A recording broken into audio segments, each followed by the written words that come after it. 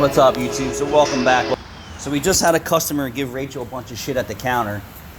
Early July, they were here for air conditioning work, which was reseal the rear AC lines, which I'm pretty sure.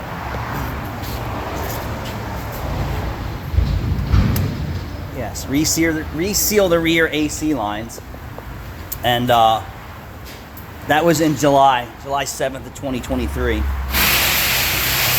And then we recommended rear sway bar frame bushings and rear sway bar links. They declined that.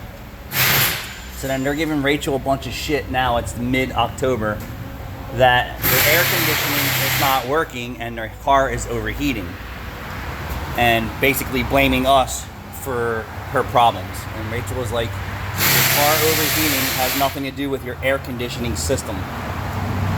Zero, unless your compressor seized or something like that. But if your car is overheating and leaking coolant, something failed in the cooling system, not the air conditioning system. So after Rachel has advised them of this, so I got a broken motor mount down here too.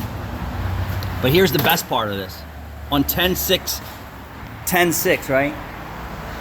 10/17. 11 days ago, she was at a Quick Lube, and you can't tell me that there wasn't signs of this cooling system leaking or the coolant bottle low. Cannot tell me that. Impossible. These things start to drip and leave a snail trail first, and then they start pissing. So she should really be blaming her Quick Lube experience, because they didn't do their job. Unless it was documented on her receipt that the coolant bottle was low and they didn't do anything about it, which I would if the customer doesn't ask me to look any further into it. I would say cooling system needs further diagnostic, customer decline. So at this point, I guarantee the Quick Lube